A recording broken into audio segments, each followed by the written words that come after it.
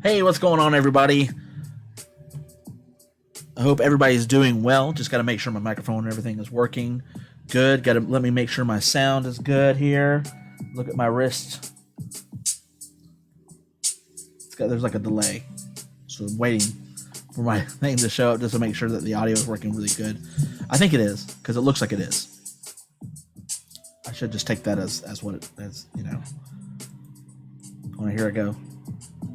Hey, what's going on, everybody? Cool. I hope everybody's doing well. Sounds a little hot. Hold on, let me. All right, guys. So here we go. So, what did we talk about yesterday? I'm going to pull up my notes here from yesterday, because yesterday I felt like was very interesting. It felt like it was very productive for me.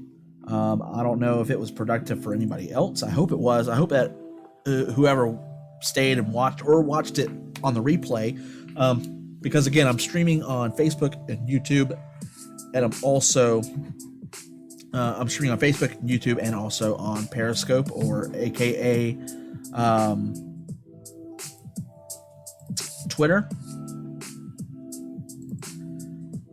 And so here we go. And so if you go to YouTube, YouTube and Facebook save the videos. I think Twitter does too. I don't know. I'm not a frequenter of Twitter, but if anybody wants to, you know, check out Twitter, and you know, if somebody's checking me out on Twitter or anything like that, you know, I'm sorry, I'm not on there. I'm just like, it's just not a big thing yet. I'm trying to figure out how I'm gonna work on there and everything, but just for right now, it's not really a viable platform for me to be on right now, but maybe that'll change later on. But if you're on Twitter right now and you want to hop in and chat and everything like that, I'm on Facebook. You can literally just type in mattnews.biz at your address bar, and it'll take you to my Facebook page. You'll see the stream up, and you'll be able to hop in right there. So now I'm actually going to change something really quick, just because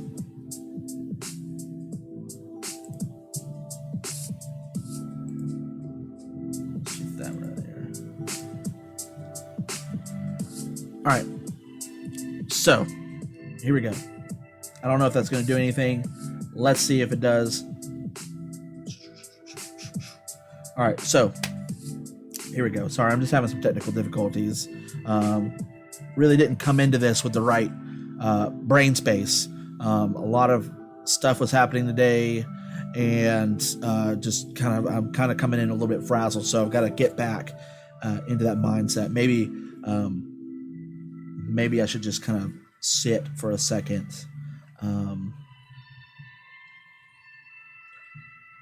Lord, just help me calm down. Lord, help me to read your word and focus on that, because that's what's important right now, is understanding your word and processing through that. Lord, I pray that you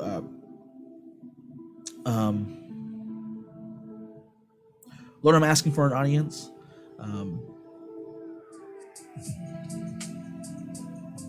You know the reasons why, but I'm asking for an audience, and I pray that I can have an audience that's a little engaged, Lord, because I definitely don't want to interpret your word in a vacuum, and I believe in the counsel of the saints. Lord, I believe that we need that counsel, we need that direction, we need that iron to sharpen the iron, Lord. Lord, I love you, and just pray your blessings over this time, and in Jesus' name, amen. So here we go. Just had to do that. Just had to calm down a little bit. All right.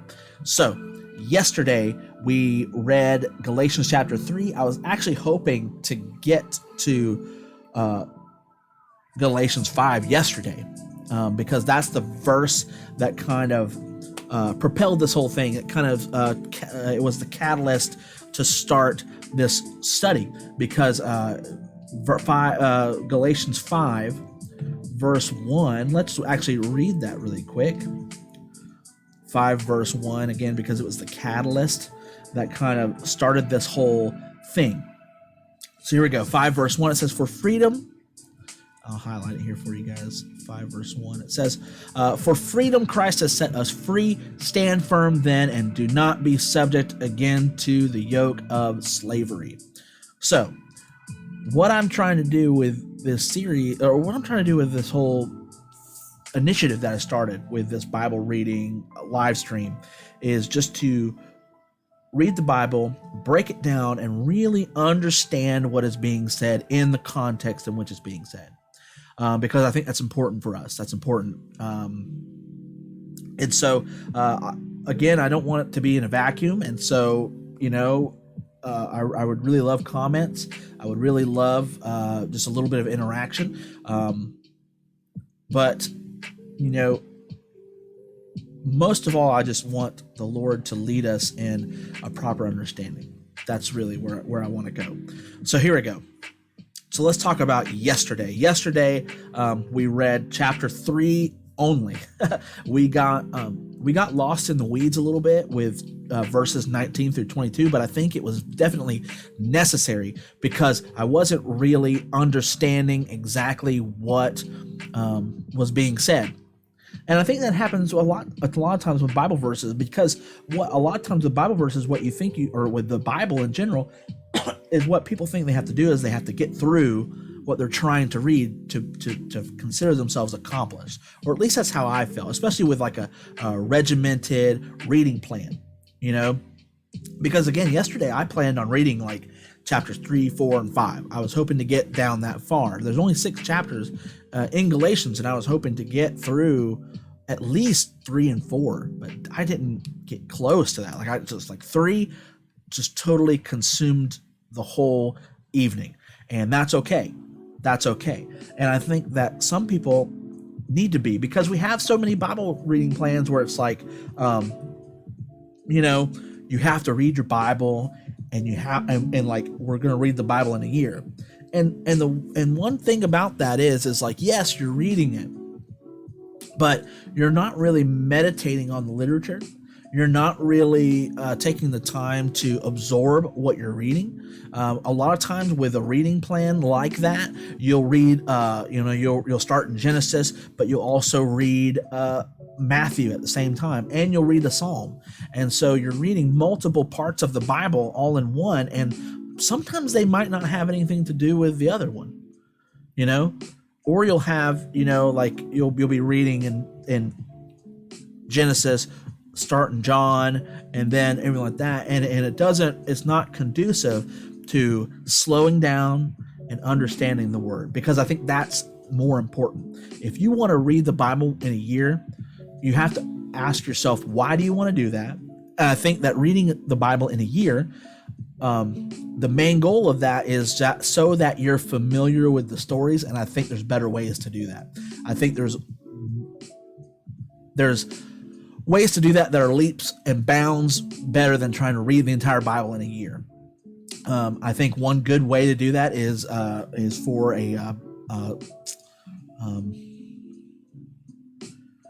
just like a shortened. What am I trying to say? I have what's called an NIV. It's an NIV commentary. NIV study commentary. I think that's what it's called. I have to look it up. It's by John Sailhammer. And it is literally just a synopsis of each book of the Bible. And it's a great resource, and it goes point by point. And then you also have resources like the Bible Project, which shortens down the context of each book, in these videos, these read scripture videos. I think that is more beneficial for you if you want to understand, or if you want to become familiar with the Bible narrative. That's how I would say to do it, and not try to cram the entire Bible in a year. Because the danger is, especially for me, and maybe this is just me talking personal, but for me, I'm not reading it to understand it. I'm reading it to get through it, and I'm reading it to get to the next part so I can feel accomplished because I read that in the Bible. And then also too, there's this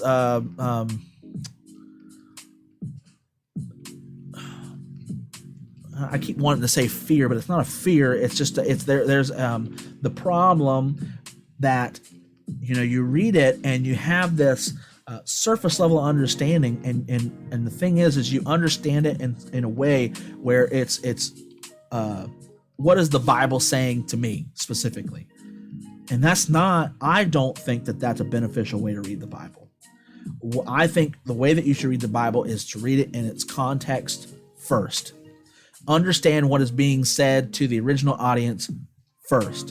And then once you understand that, then you can take out principles that are wide, right? So let's get back into Galatians. We were in Galatians 3 yesterday, so let me go over the synopsis of what I was talking about, which is all of this that's right here. So I don't know if I can't highlight that, but it's right here where my mouse is, right here in the bottom right hand corner. So we have Paul, and he wrote this letter to the Galatians, and he's talking to, specifically in chapter 3, he is talking to Jewish believers. And the reason he's talking to the Jewish believers is because they are trying to compel the Gentile believers that they have to be circumcised in order to become a Christian. In order to be a part of this faith, you have to follow the law, and one of those laws is to be circumcised. And so that really troubled some of the Gentiles. It troubled them, and it made them, and it also troubled some of the Jewish believers because they were thinking, do we need to follow the law in order to be a part of this Jesus movement? And so it caused some contention there, and it caused them to believe in a false gospel. That's what Paul says. And so in chapter 3, Paul says there's 5 points that I kind of took out of there, and one of them was that they should know better because the gospel was preached to them in vivid detail, and so they should recognize it.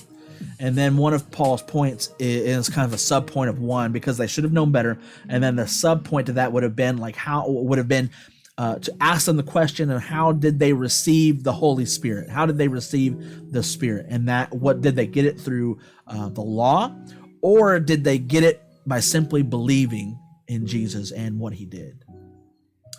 And of course we know it was, that you only that faith comes through belief. That's it. The Spirit comes through faith. That's it.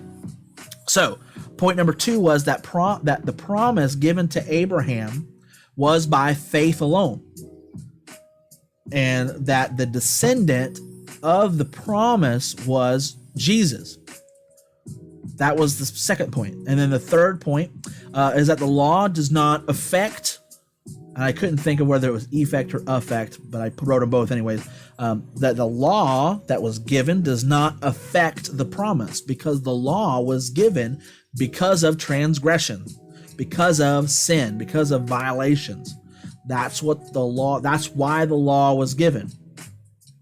But the law only affected sin. It did not affect the promise that God gave to Abraham.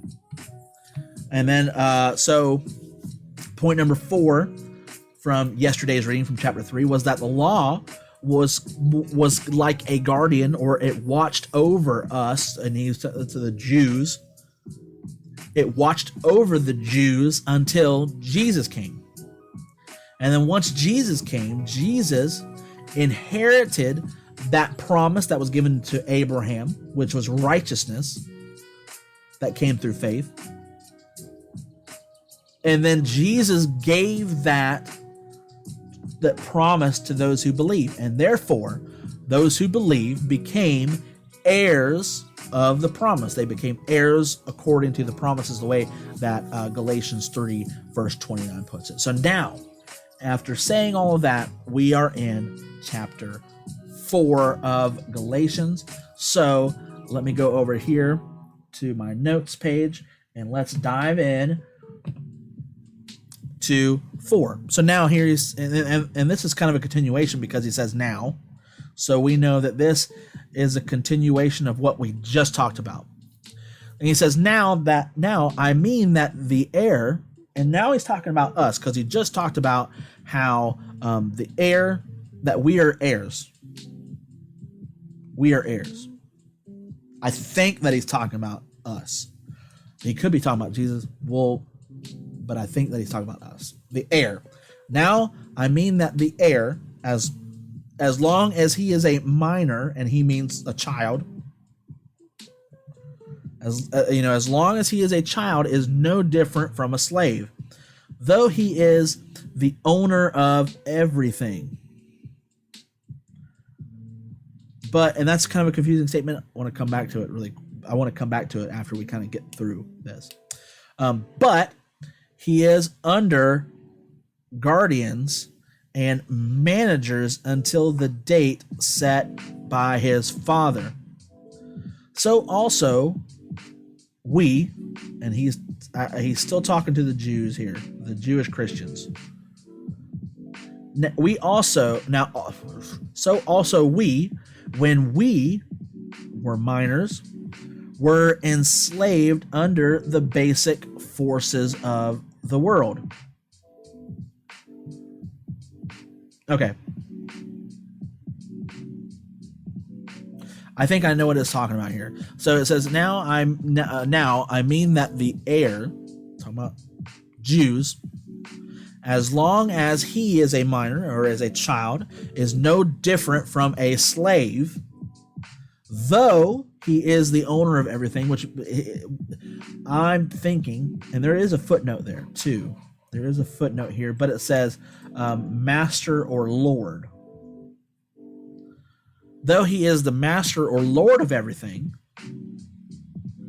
but he is under guardians and managers until the date set by his father. I think that what that means is that though this heir is entitled to everything, right now he is under the authority of a guardian or a manager until the date set forth by his father. What is this?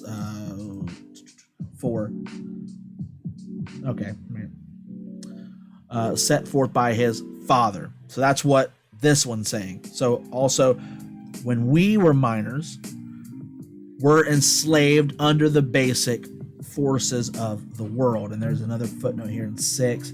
Or the basic principles, elemental things, elemental spirits. Some interpreters take this as a reference to the supernatural powers who controlled nature or human fate. I think it's talking about the law. That's what I think. Either that, or it's talking about like under human nature, like kind of like our nature. But when the appropriate time had come, God sent out his Son, born of a woman, born under the law, to redeem those who were under the law, so that we may be adopted as sons with full rights. And because you are sons, God sent the Spirit of his Son into our hearts, who calls Abba, Father. So you are no longer a slave, but a son, and if you are a son, then you are also an heir through God. So let's break that down just a little bit further, right? So now I mean the heir. I think he's talking about the Jewish Christians. So you have the Jewish Christians. They are the heirs. But as long as the heirs are minors, as long as they're kids, or as long as they're under the law, because that's what Paul says in chapter 3. He talks about how that the law was a guardian to the Jews, to us, is what he says, the Jews, the Galatian Jews. The law was a guardian to the Jews for a time until Jesus came, until the heir of the promise. That's what he's saying. So, as long as the heir is a minor or a child, he's no different from a slave because he's under guardianship, he's under the authority until the date set by his father, or until the father excuses the guardian. That's what Paul is saying. Until the father excuses the guardian. So just like that as a thing, so also we, when we were minors, were enslaved under the basic forces of the world. I think he's talking about the law. But let me write this here. So when you're a child, you are basically, and the Bible uses the term slave, but it's more like servant, something like that. But because you're under slave, because you're under the authority of a guardian. So that's why the child is like a slave, because it's got to abide by the rules of the guardian. It's got to abide by what the management of the guardian until he's set free, which that freeing is set forth by the father. So also we are minors and we're enslaved under the basic forces of the world, under the law.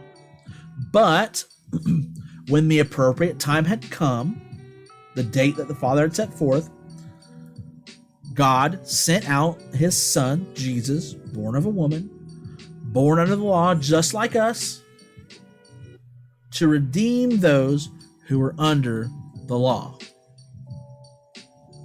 so that we may be adopted as sons with full rights. And because so there's that, and is a different thing. So Jesus came, Jesus was under the guardian as well, but he was those things so to redeem, his purpose to redeem those who were under the law, so that he could grant them that same right,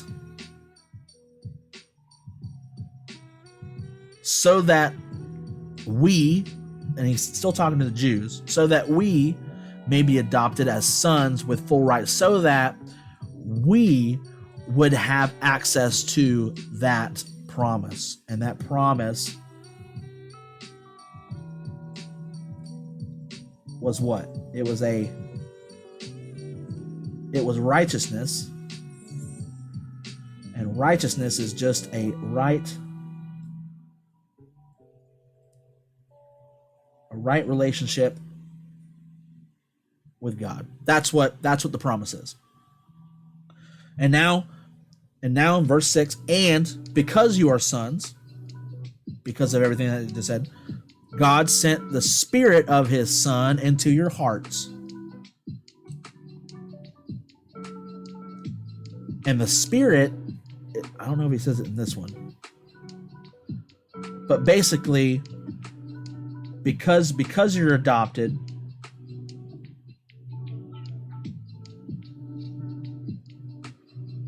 you also receive the Spirit.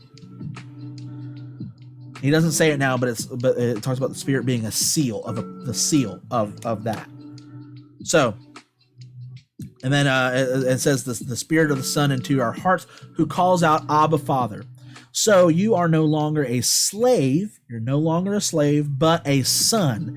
And if you are a son, then you are also an heir through God. So, slave, son, heir. But you're no longer a slave. You're a son and an heir. That's what Paul is saying here. So now let's go to verse 8. Formerly, so like in the past, or we can even say before, when you did not know God, you were enslaved to the beings that by nature are not gods at all. Now this is I'm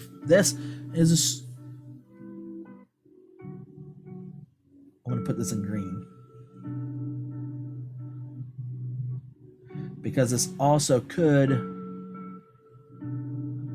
be this, could be that, could be. Let's see what this footnote is here in 13.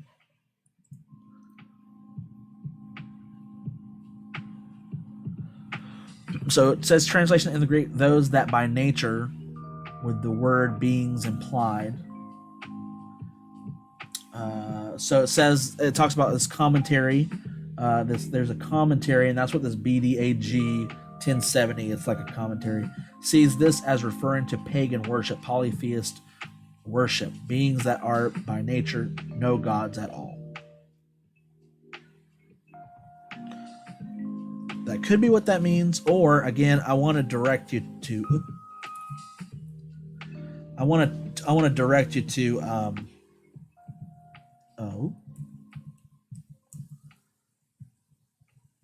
Dr.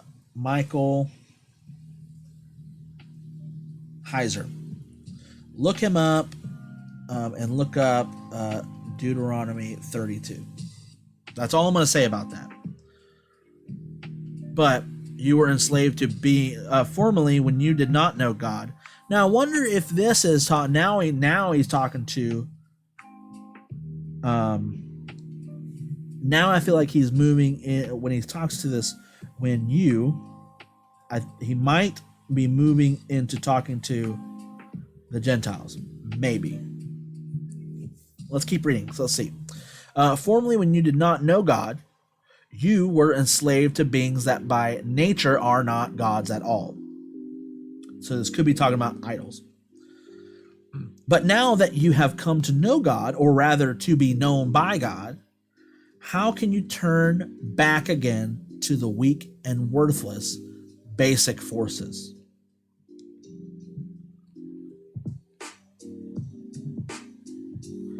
I think I understand what it's saying.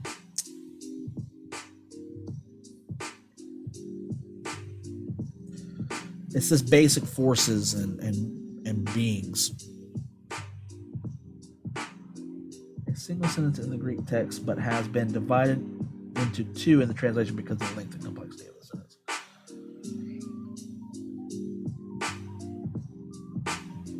I did do this. Okay, so let's read it in the NASB.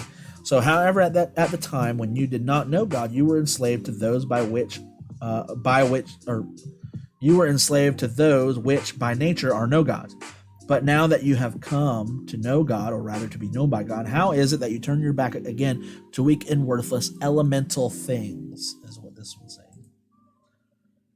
Rudimentary teachings or principles. Now that makes more sense. That makes more sense. But because I'm getting a little hung up on it, let's go to Blue Letter Bible and let's see what this word means. To the weak and beggarly elements is what this word is saying. Any first thing from which the others belonging to some series or composite whole take their rise or rest. The letters of the alphabet as the elements of speech. The elements from which all things have come, the heavenly bodies either as parts of the heaven or because in them the elements of man, life, and destiny are supposed to reside. Wow. The elements, rudiments, primary, and fundamental principles of any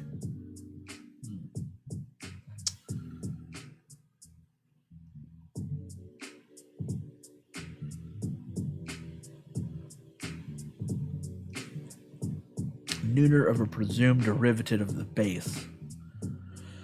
Something orderly in arrangement.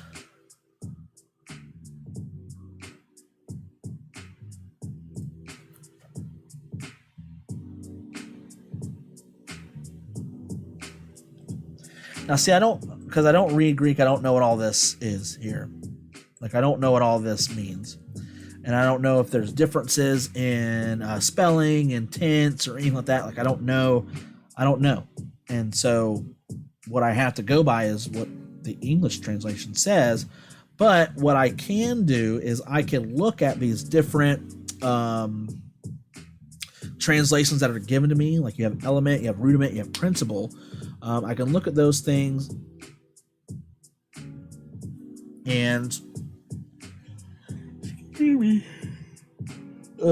can ask the question, like, what does that mean? I could ask, the Spirit kind of guide a little bit here.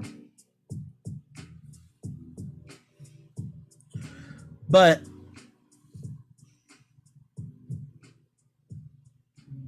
I think, because if we keep going here, it says, how can you turn back again to the weak and worthless basic forces? I like that. And I say I like it because it fits well and it makes the context make sense. That's what, when I say like I like it, that's what I mean. It works well. It works well with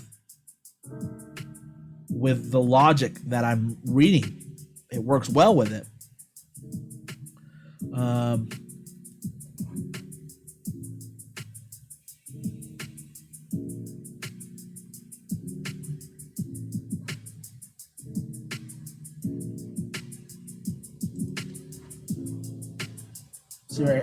Basic principles is kind of like, is what I like. Is the thing that I like, and I think it fits well.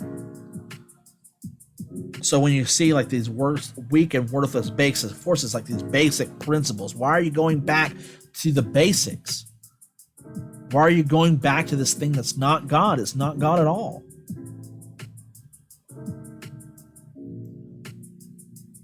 And then it asks, do you want to be enslaved to them all over again? Because he just got done talking about the law, right? Paul just got done talking about the law, and so I think that I think that when he says things like basic forces, I think he's talking about the law. I think he's talking about the law. Let's see. Now, what does he say in verse 10? You are observing religious days and months and seasons and years. So he's saying that you're doing these, you're observing all these religious things of the past. You're doing all these things that you used to do. So I don't think he's talking to the Gentiles. I think he's still talking to the Jews. He's still talking to the Jewish believers. You are observing religious days and months and seasons and years. And he says, I fear for you that my work for you may have been in vain. So it's just gone. Like, I did all that work for nothing because you're going back to the basics. I beg you, brothers and sisters, become like me, because I have become like you. You have done me no wrong.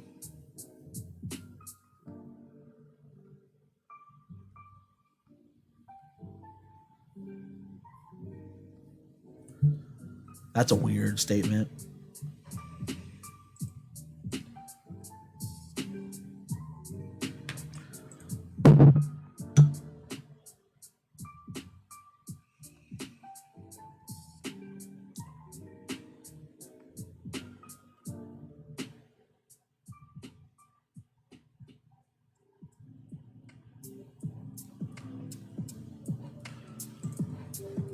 Let's keep going. Just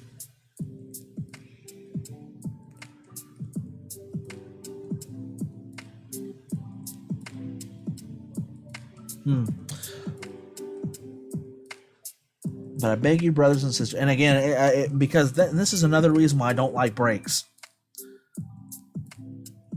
because they screw this up. Because you have a break, and your inclination is to separate the two, but let's join them together. Let's join 12 and 13 together and read it like it's like this continuing thought, this continuing sentence, okay? It says, I beg you, brothers and sisters, become like me because I have become like you.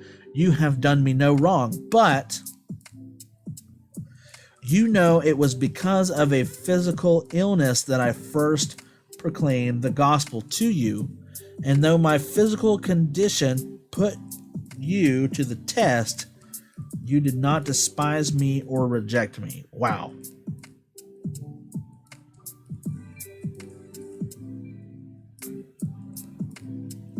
That is...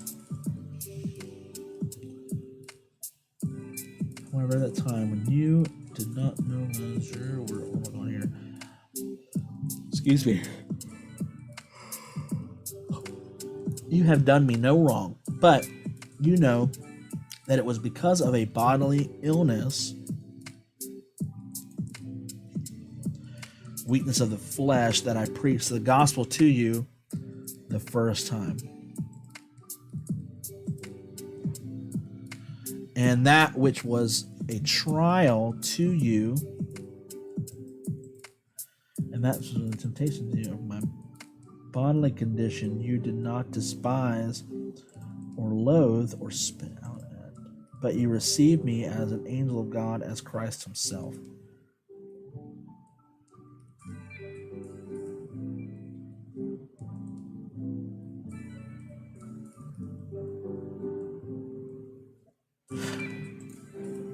Okay, so I think that this terminology here, physical illness, let's double check with the Blue Letter Bible.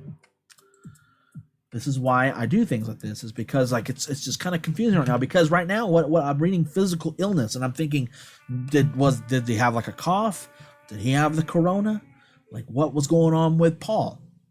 Like, was he sick? Like, what was happening? But I think that that's not a good interpretation, because it's not making sense in the English. So we're in Galatians. We're in 4. We're in 4. And what is 13? In my infirmity, weakness, infirmity, want of strength, weakness, infirmity of the body. It is native weakness and frailty, feebleness of health or sickness. And then he says, of the soul, want of strength and capacity requisite to understand a thing, to do things great and glorious, to restrain corrupt desires, to bear trials and troubles. I think that is a better translation.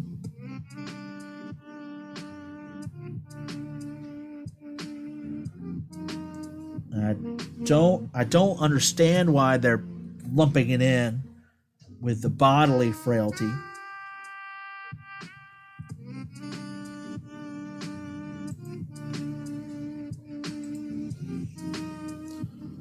I don't know why they're lumping it in with a bodily frailty. And I'm not sure if it's because of just some kind of parsing of the word.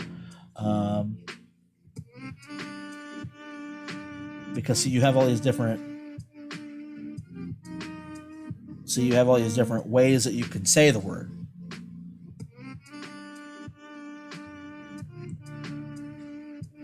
But I think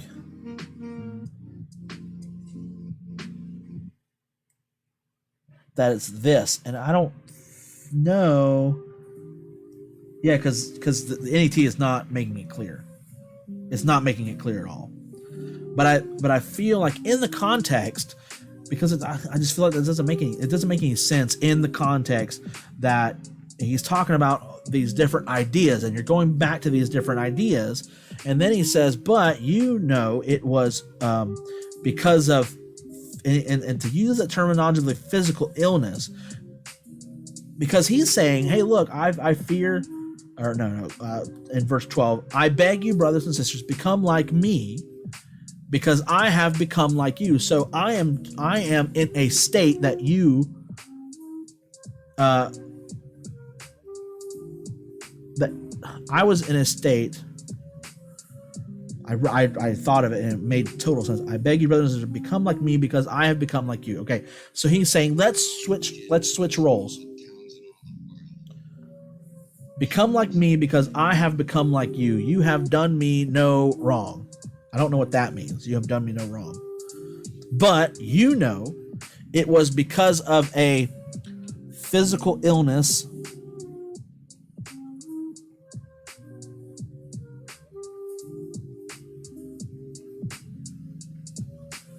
Man, that's just such a weird. It has become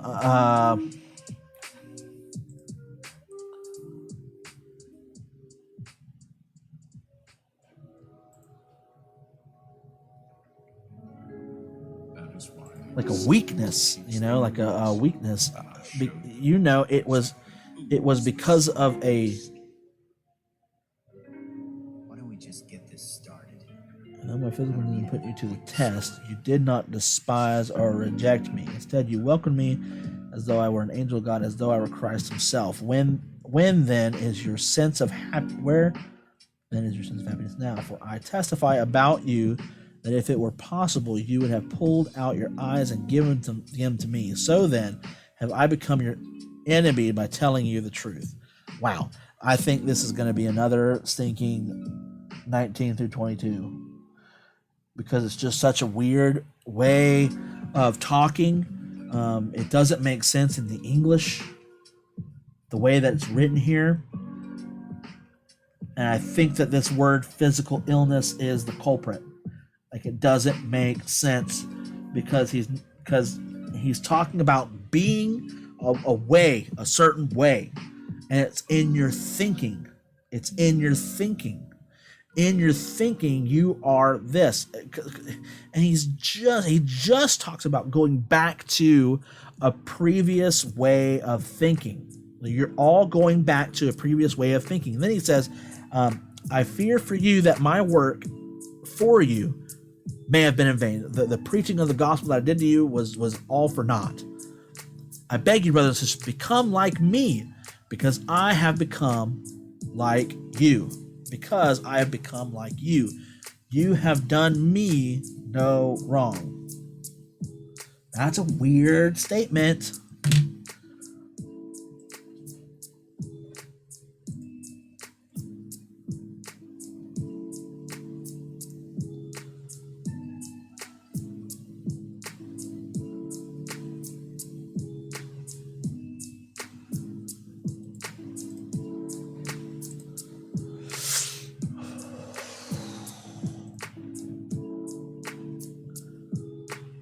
Brethren, I beseech you, ye have not injured me at all.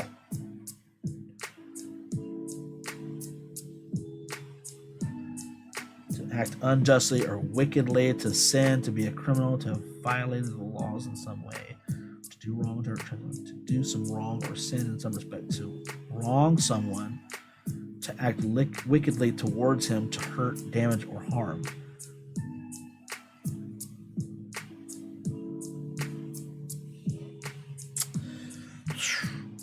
But I fear you. I beg you, brothers and sisters, become like me, because I have become like you.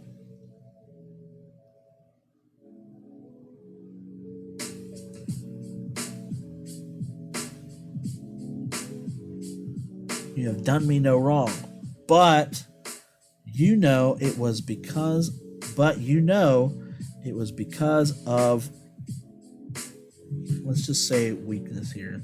Just because it's because of weakness. Because of a moment of weakness, I first proclaimed the gospel to you.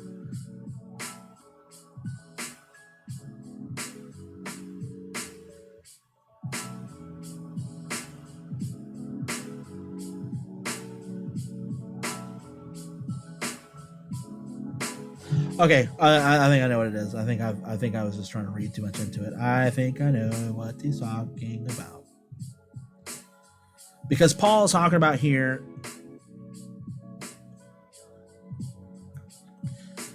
because I have become like you.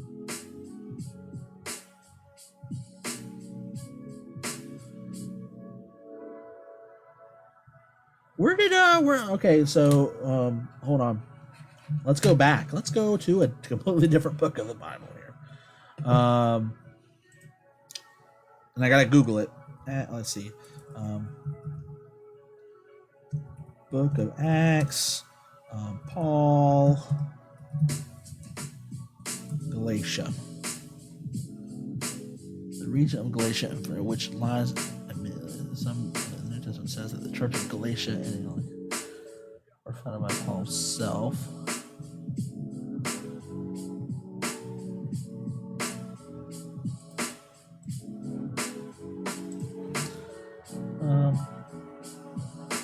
This is Paul's first missionary journey.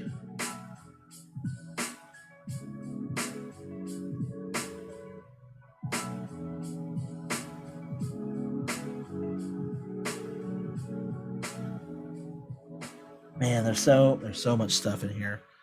Like, I just think it's gonna take. Let's see, Acts 15 or 13. 13. So Acts 13, first missionary journey. Now there were, and this is his backstory here. Now there were at Antioch in the church there was prophets and teachers.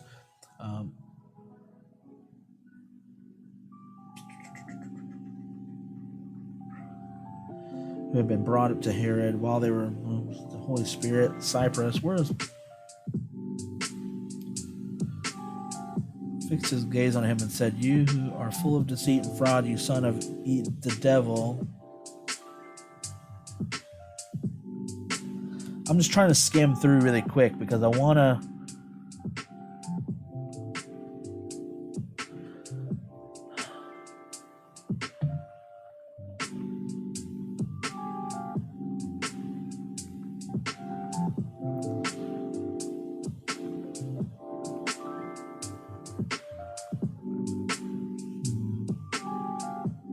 Because what I was thinking was,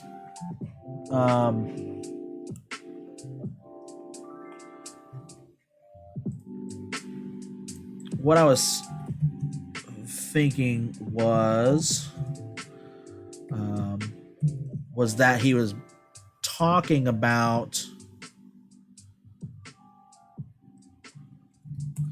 He was talking about like this when he says this physical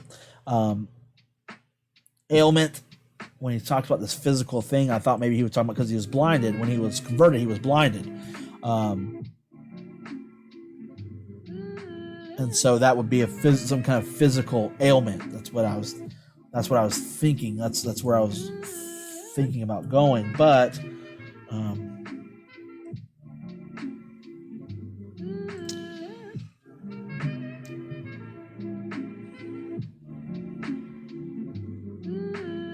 so I'm reading this right here. I'm just going through different things. He begins with a strange-sounding statement that he first preached to them about faith in Christ because of an illness or bodily ailment. We do not know from this passage or other books of the Bible what his illness was, so we don't know.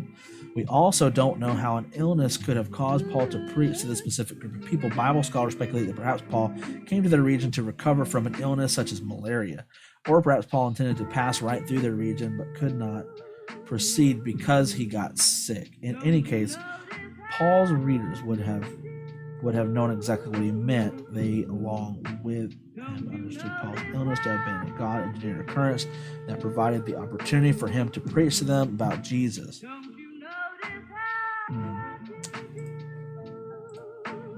Not sure, guys. Not sure.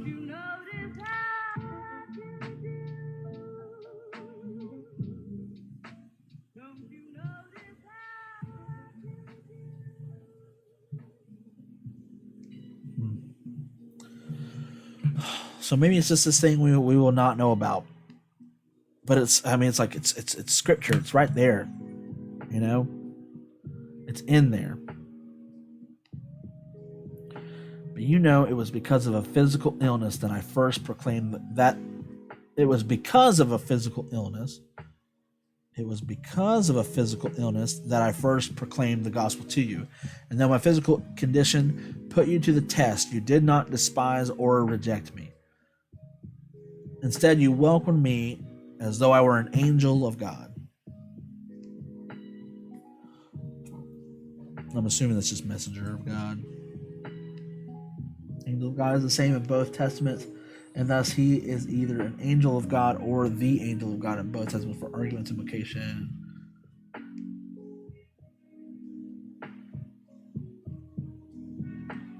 Okay, so they're talking about like an angel from God. As though I were Jesus Christ himself. Where then is your sense of happiness now? So like you welcomed me then with whatever happened in that thing. I got hung up on it because I thought it was just going to be a lot. I thought not a lot easier, but I thought there has to be a way to understand what he's saying there, what he's talking about. There has to be a way to understand what he's talking about there.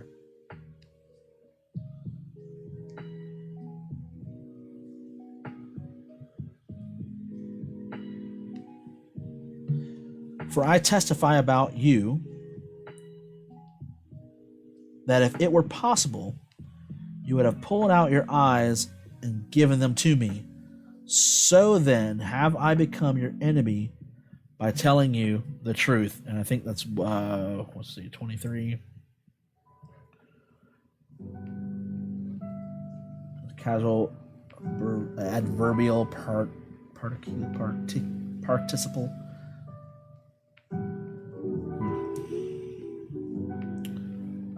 It's so funny that some of these are like minuscule little translation things, and so it's very strange that there is this thing there, or at least I see that. I'm like, man, that doesn't really change the context very much, and so it's like, you know, just to have that there kind of is a distraction as well.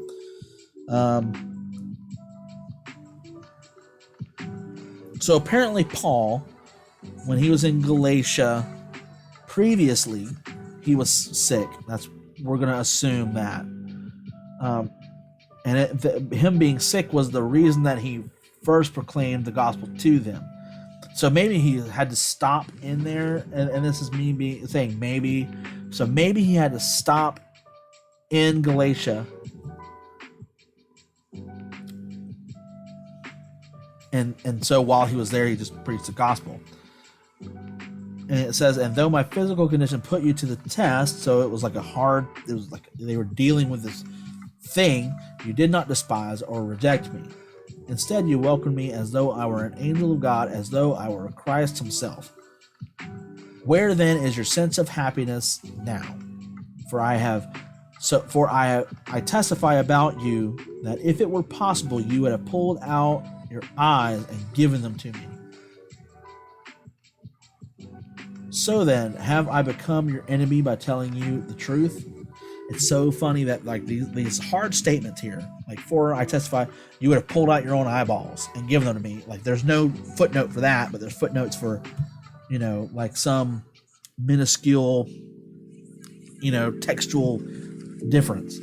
It's just funny to me. So then, have I become your enemy by telling you the truth? Okay, so I think just simply it was like, hey guys, you know, you were good to me when I first came, and I was sick, and you know, my sickness put you guys to the test, and you didn't reject me, but you like welcomed me with open arms. But now you're being, you're not happy. You're angry with me. You're angry with me now.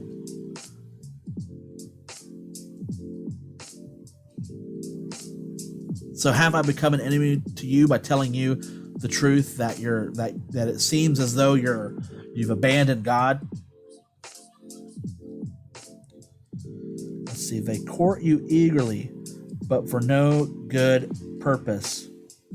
They want. Who is they?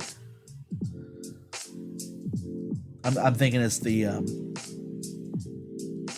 We'll just call them.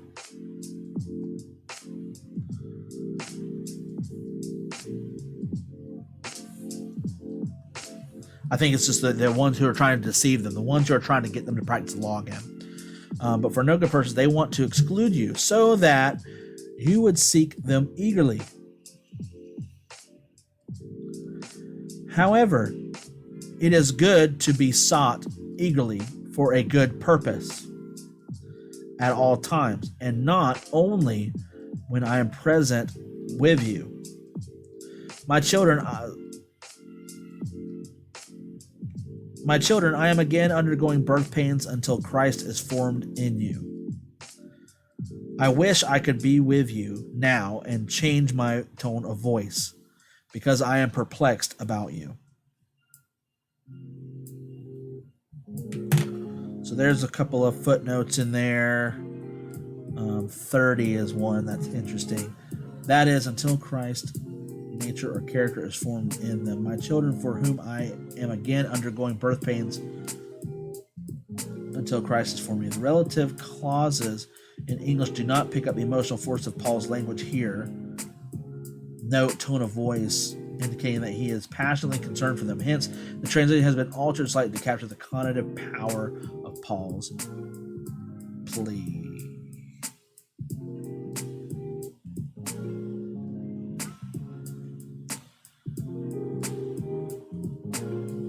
Okay, I get what they're saying with that footnote. But they court you eagerly. That they is the deceiving. We'll call them deceiving Jews, because they're trying to get them to accept a different gospel. They're trying to get them to accept that they have to follow some type of law. And Paul is saying, no, don't do that. And he's saying it's good to be sought after. They want to exclude you so that you would seek them eagerly, so that you would go after them, so that you would ask them for advice. However, it is good to be sought eagerly for a good purpose. So it's good that you reached out to me. Like, I'm really happy that you reached out to me. At all times, and not only when I am present. At all times, and not only when I am present with you. My children, I am again undergoing birth pains. So I think this is just saying that, like, now I'm having to redo this whole thing with you. I'm having to go over all this stuff with you again until Christ has put it back in you, until you receive the Spirit again. I wish I could be with you now and change my tone of voice, so I wish I didn't have to be so harsh. But I'm just so, like, I'm just so caught off guard.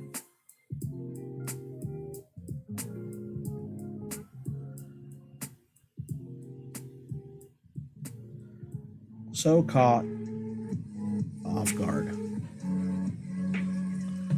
So what's Paul? We've gotten this far. So what do we think that Paul is trying to say? I think he's just saying the same thing he has been. You know,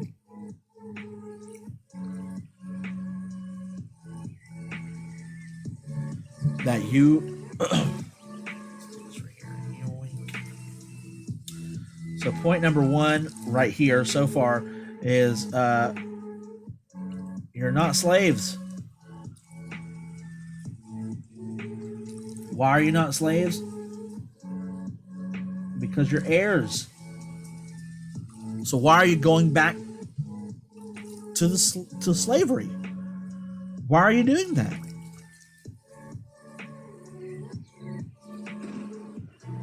and then he says, the first time that I preached. So when I first met you, you welcomed me. You were nice to me, but like now you're mad.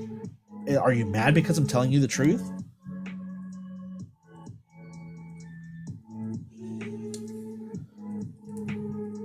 Let's go here. Two. Are you well, actually, yeah, we'll say mad.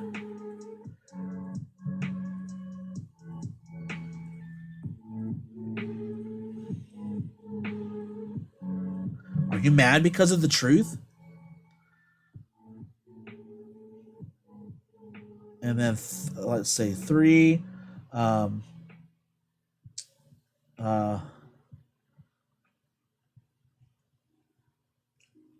don't know what to call them except for the deceiving Jews. The deceiving Jews, they just want your attention.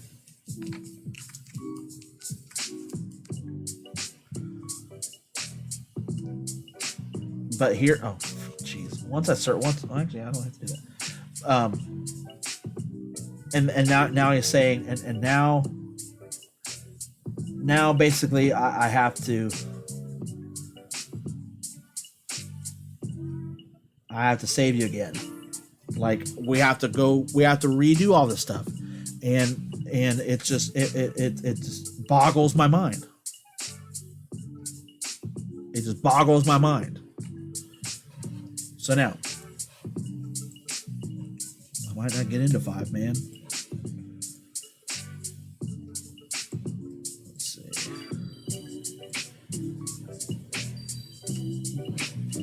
So here we go. So now we're so here we go. We left off, Paul is just perplexed. Oh, they already used that word. Let's say mind boggled then. He's just mind boggled. Paul is just mind boggled that they're going back. That's really unique, Faye. Actually, let's Your version of Picasso. Sorry. Just trying to keep my mind straight here. So we begin it here. Paul is just mind boggled.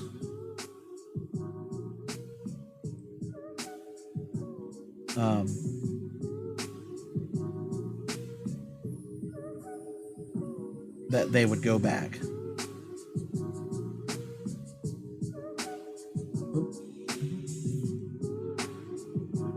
He's just mind boggled that they would go back.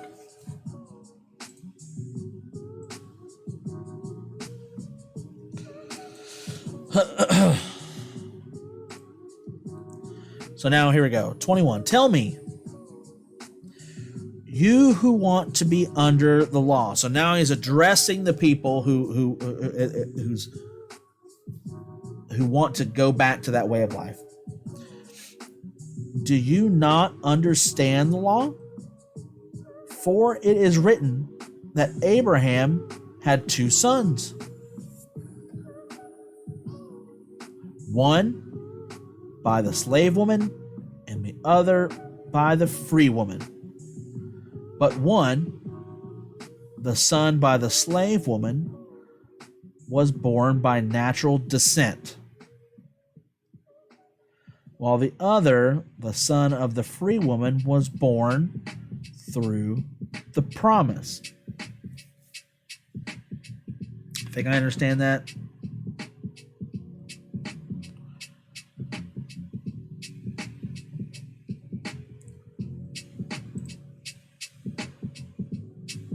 Born according to the flesh, children by natural descent. Okay. I think it's pretty straightforward. I think it's just, you have 2 sons. One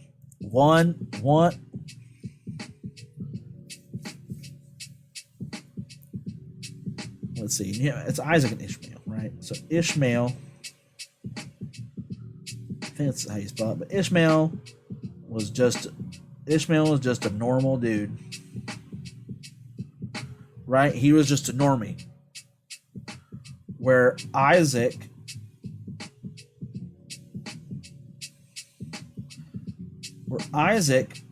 was the son of promise.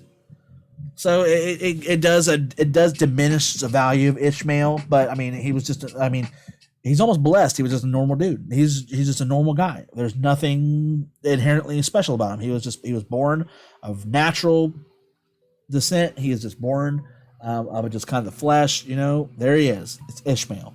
But then you have Isaac, who was the son according to the promise. He was born through the promise. These things may be treated as an allegory. I don't think that Paul would have been using the word allegory, but something similar to it. Greek, which things are spoken about allegorically. Paul is not saying the Old Testament account is an allegory, but rather that he is constructing an allegory based on the Old Testament. That's what I thought he was saying. So he's taking these things of the Old Testament. He's saying, look, let's take these things that we know about and let's make them representatives of something. Let's teach something out of it. So here we go. For these women represent two covenants. One is from Mount Sinai, bearing children of slavery. This is Hagar. Now Hagar represents Mount Sinai in Arabia and corresponds to the present Jerusalem, for she is in slavery with her children. But the Jerusalem above is free, and she is our mother. For it is written,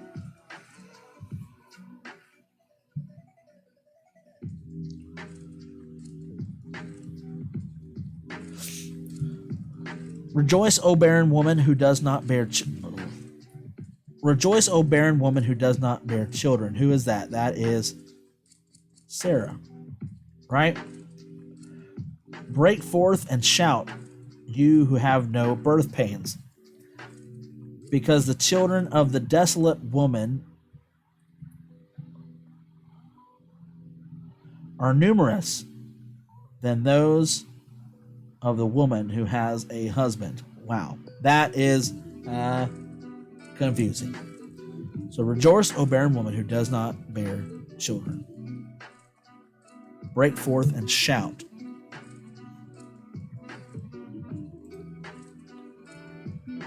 The direct object children is not in the Greek text, but has been supplied for clarity. So say, rejoice, O barren woman, or O barren woman who does not bear.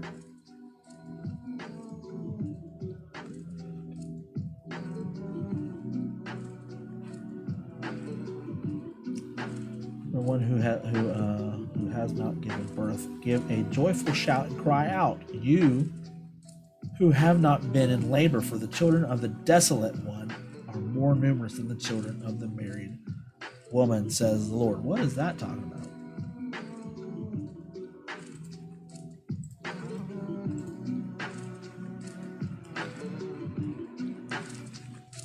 Make your tent larger, stretch your tent for curtains further out, spare no effort, lengthen your ropes, and pound your stakes deep, for you will spread out to the right and to the left. Your children will conquer nations and will resettle desolate cities. Don't be afraid, for you will not be put to shame. Don't be intimidated, for you will not be humiliated. You will forget about the shame you experienced in your youth. You will no longer remember the disgrace of your abandonment.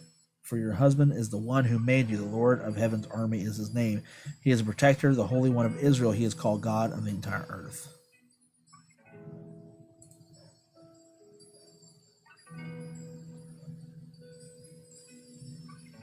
So that's got to be, that's talking about Sarah, because you got Sarah and Hagar, and in this allegory, she is our mother. So, and he's saying, for it is written, rejoice, O barren woman who does not bear children. So Sarah, he's talking about Sarah. Break forth and shout, you who have no birth pains, because the children of the desolate woman are more numerous than those of woman who has a husband. But you, I'm just gonna muscle through it because that's not making anything any clearer. But you, brothers and sisters, are children of the promise like Isaac. But just as at that time the one born by natural descent persecuted the one according to the Spirit, so it is now.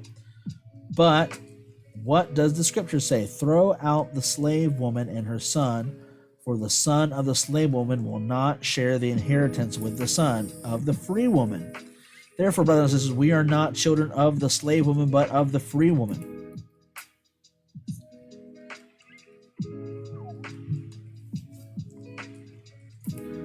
We're going to sit on this for a while. We're not going to get to 5 yet. We're not going to get to 5 today, because this is not easy reading. Right? Tell me, you who are under the law. So he's talking to the people who want the law back. Do you not understand the law? For it is written that Abraham had 2 sons. So now he's going into a parable. Abraham had 2 sons. One by a slave woman, so Ishmael. So let's do this. Let's start over with our things here. So Abraham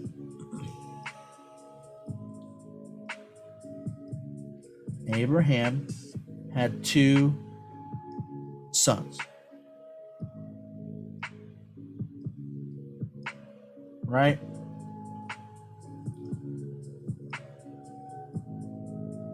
How do you spell Ishmael? Man, I feel stupid.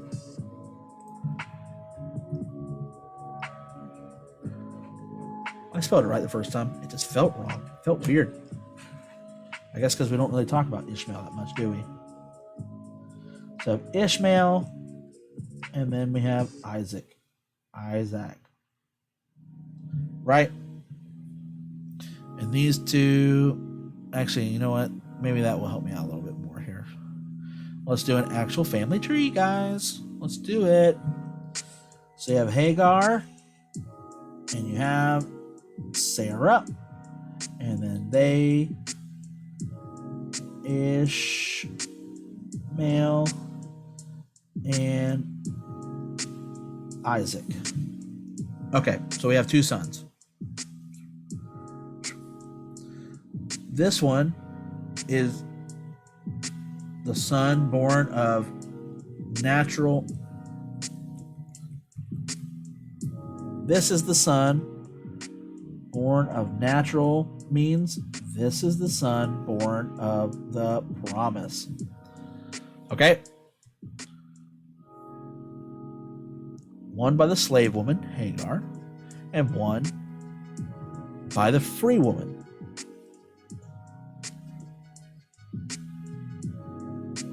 Free, slave. Now, so far, slavery has been equated to the law, being under the law, and the promise, or I'll just say freedom, has been equated to the promise, and that is righteousness. Okay. But one, the son by the slave woman, was born of natural descent, while the other, the son of the free woman, was born through the promise. These things may be treated as an allegory. So we're I don't know why he said that. I guess just to make clarification, this is a parable. We're using the Old Testament story as a parable right now. For these 2 women, or these women, represent 2 covenants. Okay, so he's using them as representative covenants. This is a sidebar. Okay, so if you have, so Hagar is representing the Sinai covenant, because they're representing 2 different covenants. So the Sinai covenant, that's So what happened on the? Let's just say the Ten Commandments or not. Let's not say the Ten Commandments. Let's just say the commandments. Right? Because if we're talking about two different covenants, you have the commandments, the Sinai covenant. That's what happened there. So one is from Mount Sinai, bearing children for slavery. So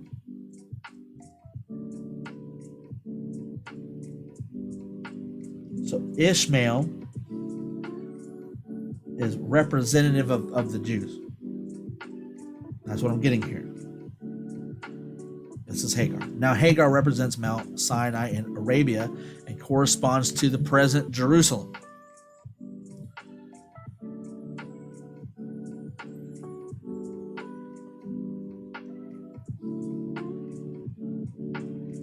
Present Jerusalem. For she is in slavery with her children, but the Jerusalem above is free. So now we can, so you have Sarah, she equals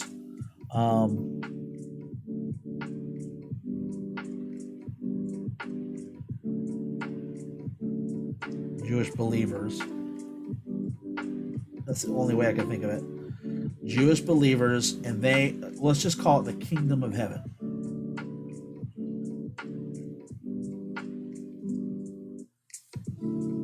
The kingdom of heaven. I think that makes it clear because the Jerusalem above, New Jerusalem come down to earth. That's the kingdom of heaven. That's what we're talking about.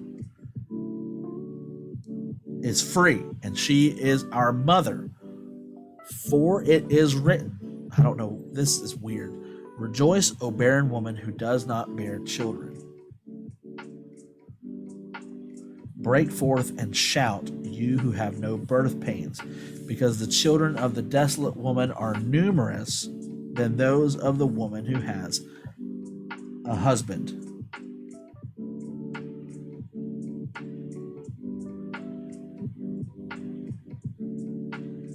It's like, what does that mean? Like, I'm getting everything else. But why do we have that?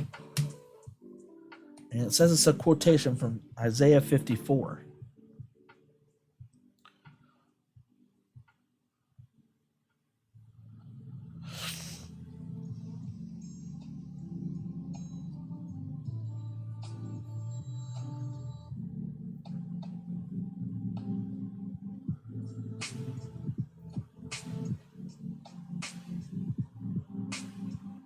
Shout for joy, O barren woman. O barren woman who has not given birth, give a joyful shout and cry out.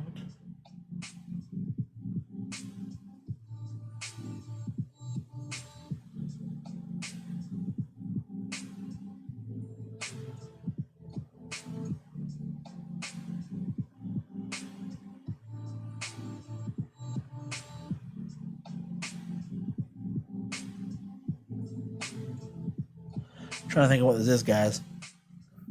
I'm thinking, my brain is like spinning. Barren one who has not given birth.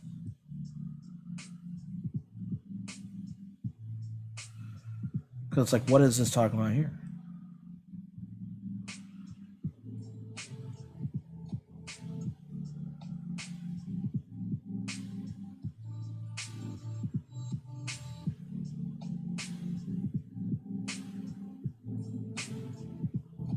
It's just weird. It feels like it was ripped, right? Or, ripped out of context is what it feels like. That's what it feels like. But Paul knows something that we don't. There's something in there that Paul knows that we don't. And they would know because he's using it as they would know what he's talking about.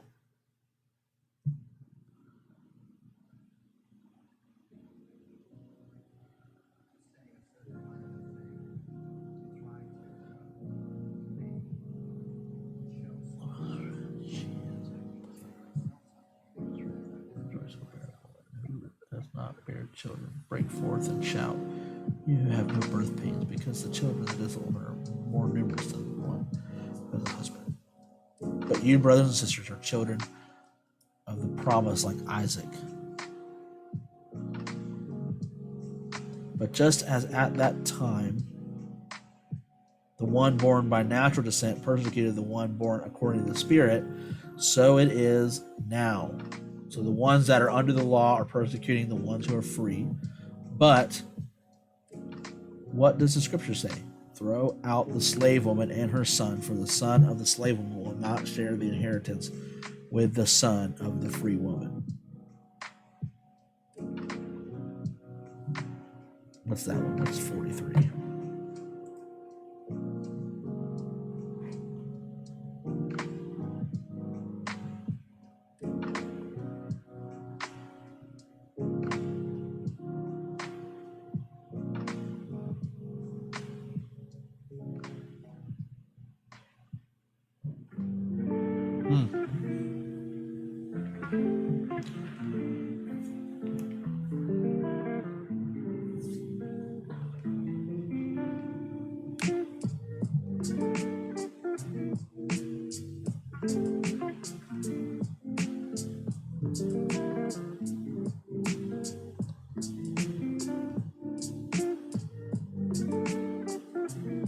I still don't get what this is here for.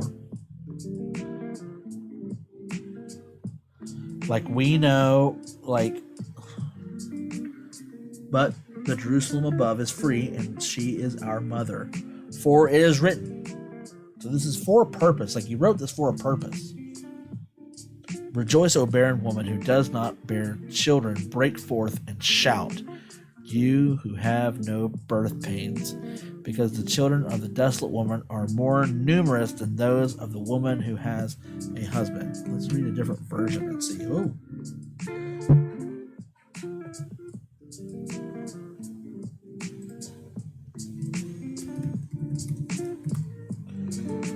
Galatians 4.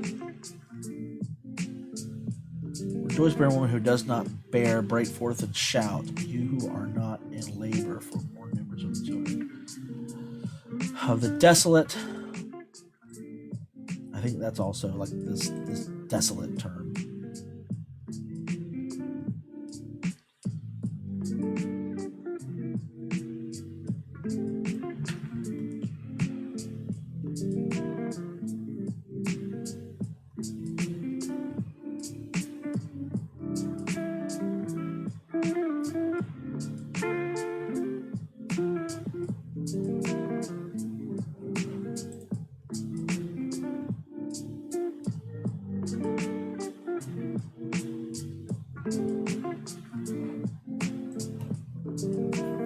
Sorry, guys, I'm just reading this to myself a little bit, thinking maybe it'll help out a little bit.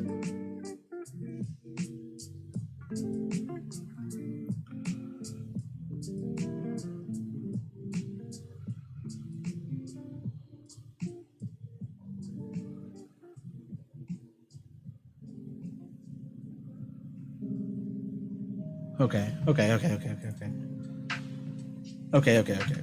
This was what was getting me. For some reason, this word desolate, I was thinking that it was separating Sarah and Hagar in that one statement, but this whole statement is about Sarah, and it's talking about her,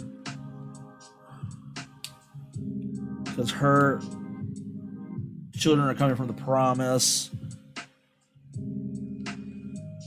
And so it's saying that though she was barren, the children of, because desolate is just like desert, and that's what was messing with mine. Like, what is that word desolate? Because the woman of the desolate are more numerous than those of the woman who has a husband. Because, and then in Isaiah, I think it said 54. It says, that the Lord is her husband.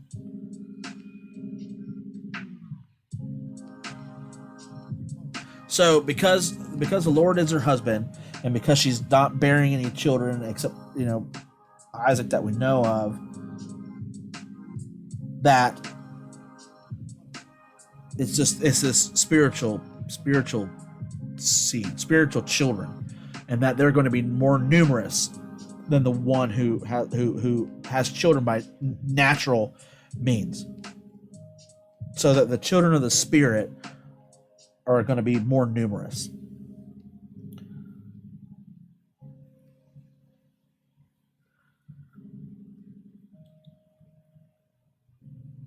Okay, I got it. Sorry. But you, brothers and sisters, are children of the promise like Isaac, and we are children of the promise through Jesus. Through Jesus, we are children of the promise. Right? Heirs of Abraham. Heirs of the promise. And then the whole throw out the slave woman and her son for the son of the slave woman. So if you stay under that, if you stay, and that's what he's talking about, like you're going back to the natural. You're going back to slavery. You're going back to that. And you're not going to be heirs to the promise.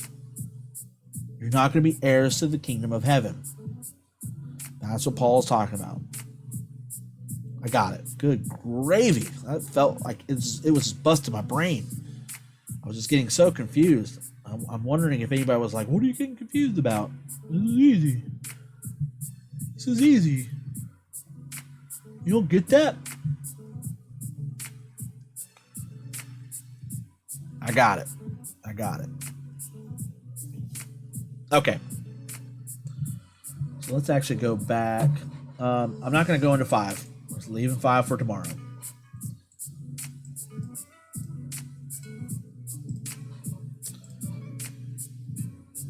Okay, so let's keep going with our points here. Now he has to save him again, and then he talks about like, what's the gist of that? What was the gist of what we just talked about? The gist of it, it's like he's repeating himself over and over and over and over again. He's just making this point clear, right?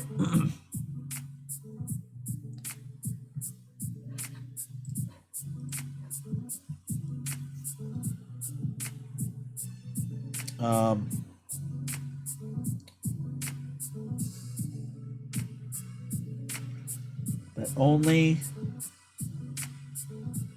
the heirs of the promise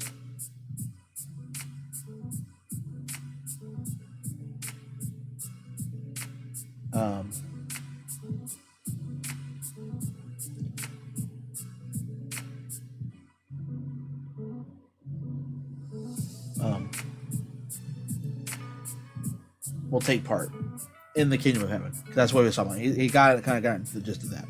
But only the heirs of the promise will take part in that. And he used this example of Hagar and Sarah, and it probably made so much sense to them, but for some reason it completely perplexed me.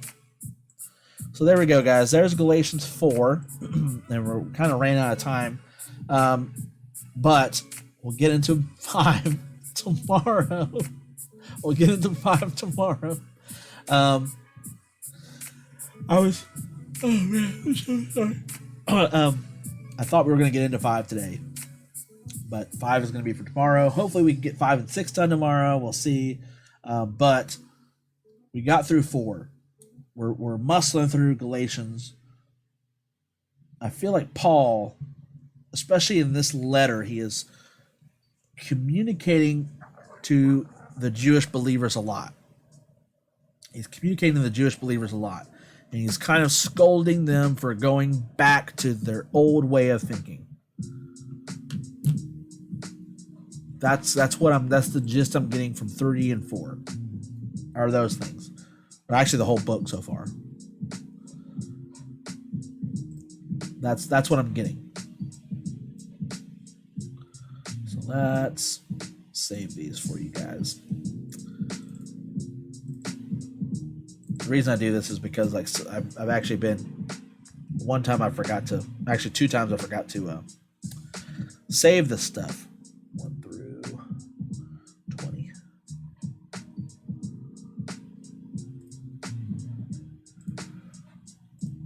And this one is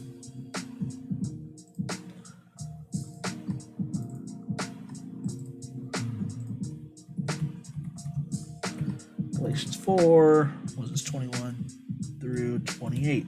No, 31.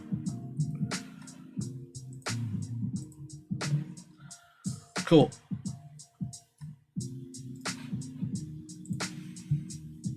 So yeah, there it is, guys. I really appreciate you guys hanging out with me and reading the Bible with me.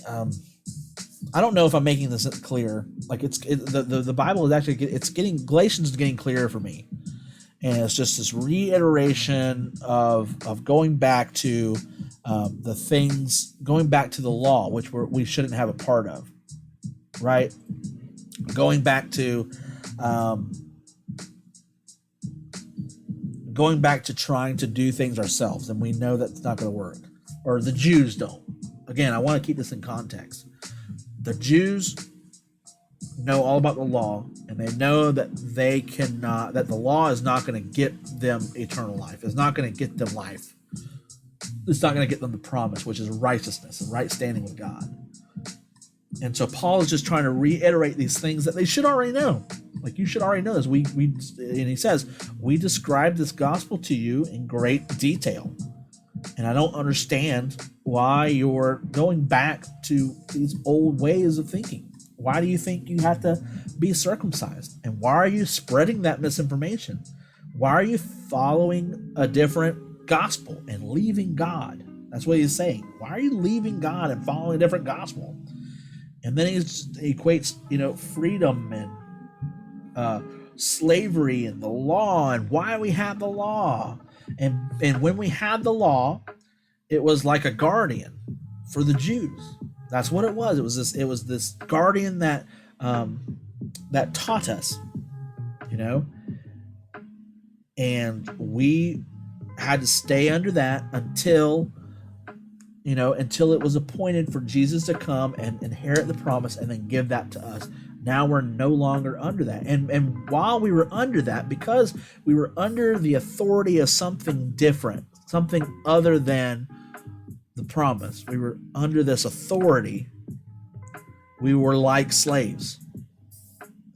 That's what Paul is saying. We were like slaves. And then he gives this example of Hagar and Sarah. You had Hagar, who had the son, and he was born by natural means. He was just a normal guy, but he was under the law. He was under the yoke of slavery because she represents, in this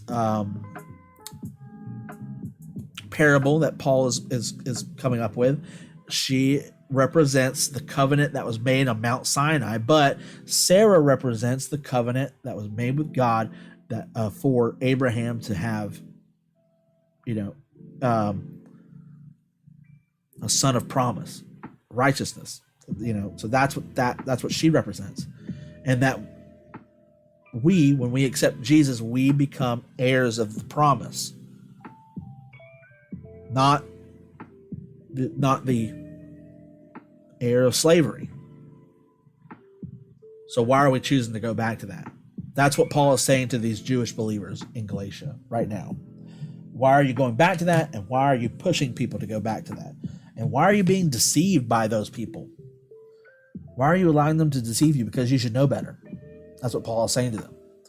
So now we're going to get into tomorrow. We're going to get today is Friday. So Monday, we're going to go into Galatians 5. Monday, Galatians 5. And we're going to the first thing is we're going to read is the verse that this whole thing spawned out of, and we're going to see what the context is, and does the context amplify it, or does that verse stand alone on its own? So that's what we're gonna read on Monday. guys, I hope this has been beneficial to you. I know I have viewers come on and off, so sometimes I'm just talking to myself, but maybe you watch the replay. Maybe.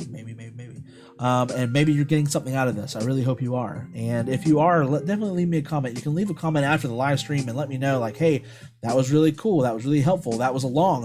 You were long-winded. I don't think I'm going to change anything about the way that I'm going about this. But what I hope is that this is just,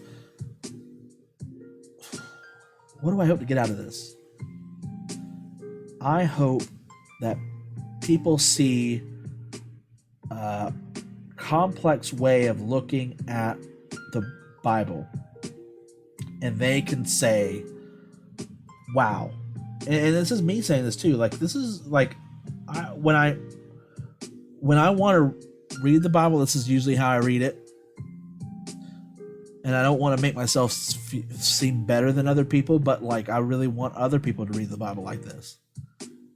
Because it's not just reading it to feel good. It's not just reading it to get some good quotes out of it. It's not reading it in order to directly apply it to my life, as in thinking that things directly correlate to me. But I hope that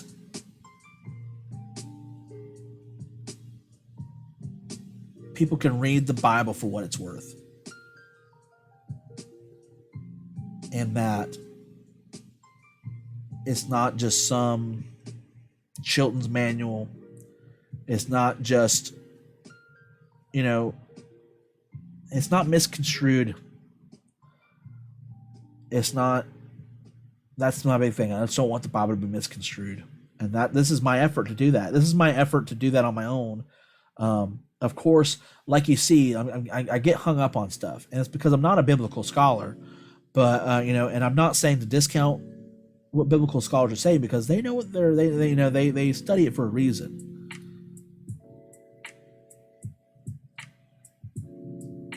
But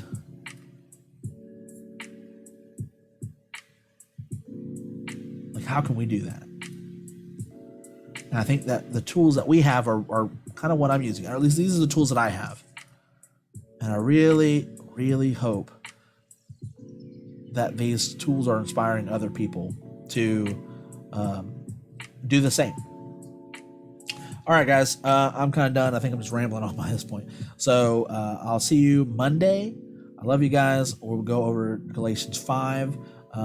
Be there or be square. See you later.